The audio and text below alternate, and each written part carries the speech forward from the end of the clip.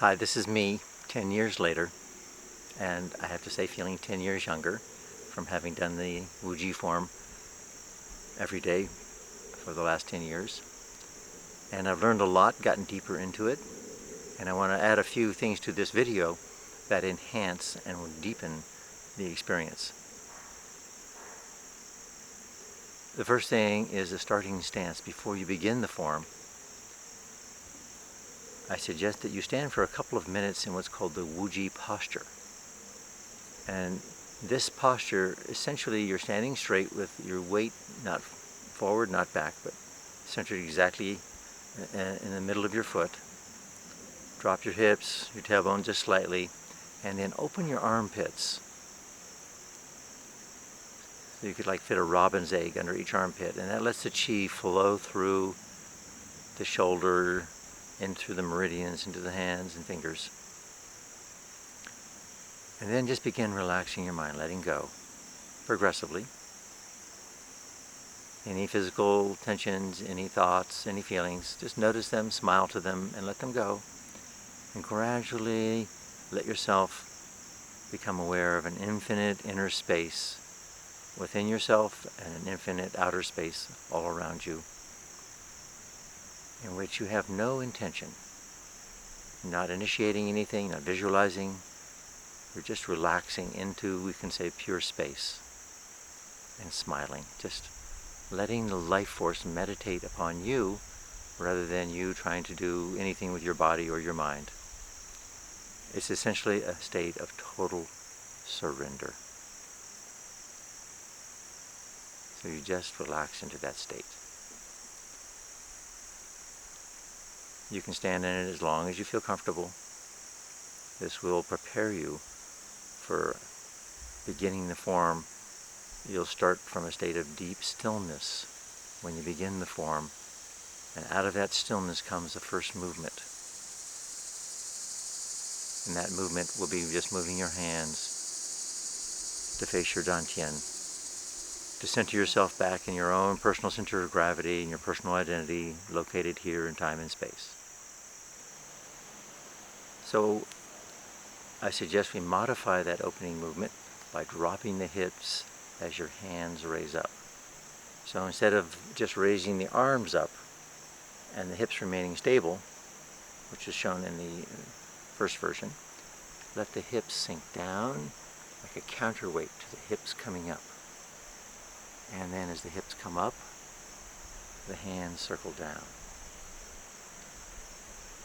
So this is not my own improvement. This is actually from Zhu Hui. When I studied his a video I made of him, I see he made that point and I had missed it earlier. You can enhance this energy movement of the microcosmic orbit, the energy flowing up the spine and down the front, by doing a whole body movement. So the hands are bringing the chi up the spine, up to the crown of the head, into heaven above, and then you drop. You sink your tailbone, let your whole body come down slowly, so that when your hands come up to the heart, the leg movement here is pumping up the chi. So.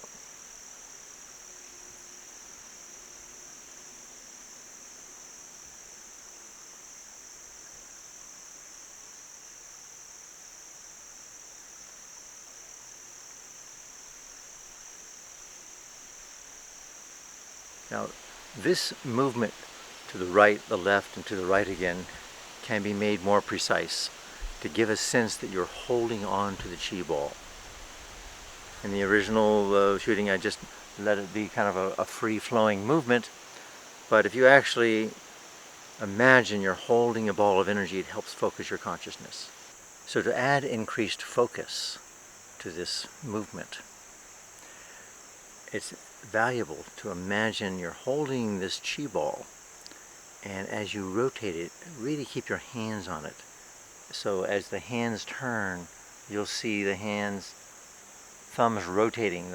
As you go to the right thumb goes down and the left thumb goes up. And as you go to the left thumb goes down and the right thumb goes up. As you go to the right, I imagine that I'm extending my energy body all the way up to, and putting this, my personal chi ball, inside the moon. And I'm resonating with it. I'm absorbing energy from the moon. You can use a dark moon or a full moon. And then I bring it down, and I imagine that I'm extending my energy body up and putting it inside the sun to absorb the energy from the sun. So the left side of the body in the Chinese understanding is connected to the yang and to the sun. And the right side is to the moon. The third time, you rotate up again, the thumb is rotating, holding the chi ball, and you put it inside a distant star, like the pole star or your guide star, you can call it your angel star. And then you're absorbing the energy from the kind of the oversoul or the high stars that are guiding your personal essence or your soul here on Earth. So the idea is you're connecting to the moon, to the sun, and to the stars. And then bringing that energy back down to Earth, holding the chi ball here at the navel. So I'll do that movement again for you. So we come off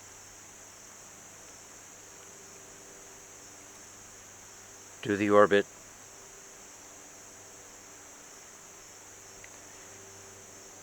and then into the moon, come back to the heart, up into the sun, back to the heart, and to the stars. Deep into the center of the earth, which is in our body, represented by our belly center. So taking the chi ball from the distant stars down into the center of gravity, your navel center, and you're holding it there. Now you're grounding the energy from the moon, the sun, the stars, down inside you. You're ready for the next movement, which is connecting to the four directions of the earth. So after you've brought the chi ball down here, one way to enhance the energetic flow of this movement is by shifting your weight front to back. So you start with your hand on the bottom. I shift my weight to the heels as my hands come halfway around, and then to the ball of the foot. It doesn't really matter. You could do it the other way as well.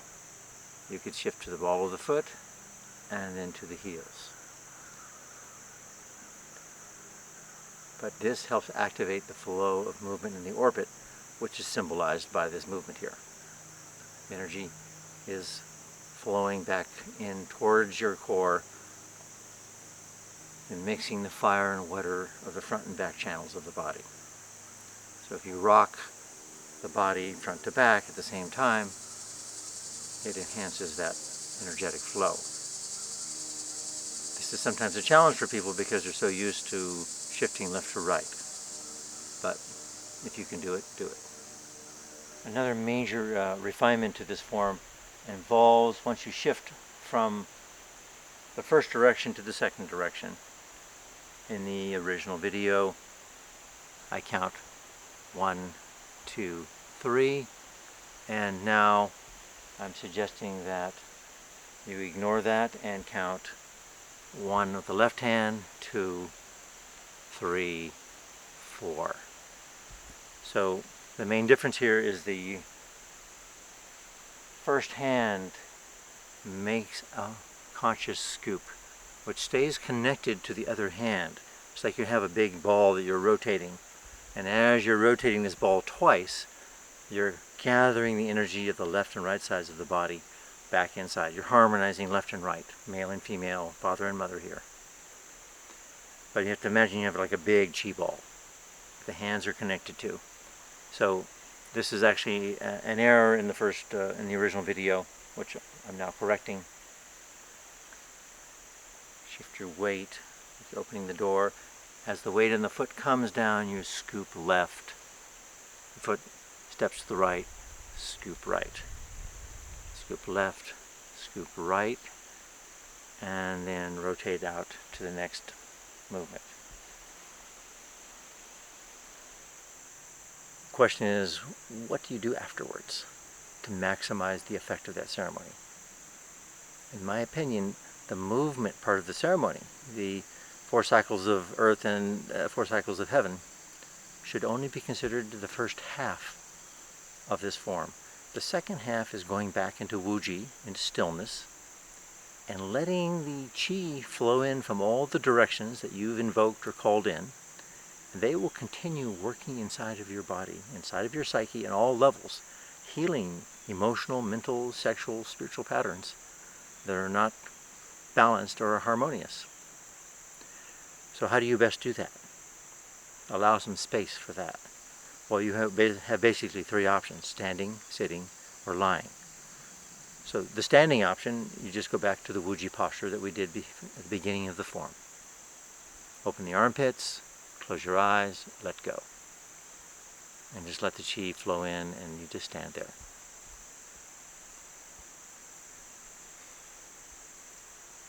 The sitting posture, you would sit down and do the same thing, using any hand posture that's comfortable for you, either the hands together or the hands on the two knees. That's a little bit more grounded for some people. The third option, which is lying down, is my favorite. The reason why is because when you're lying down, it's like in yoga, dead man's pose, you totally let go. There's no tension whatsoever to hold yourself standing or sitting. So if you do the lying option, of course you have to have either be indoors on something, on a floor that's comfortable, or a carpet or a bed, or outside and make sure it's dry and feasible for that. So what I recommend for that, when you lie down, I put my hands on my dantian, lower dantian, completely let go. There's no controlled breathing, no controlled visualization. It's totally letting go back into the Wuji. And lie there for 5 minutes, or if you have more time, maybe even 10.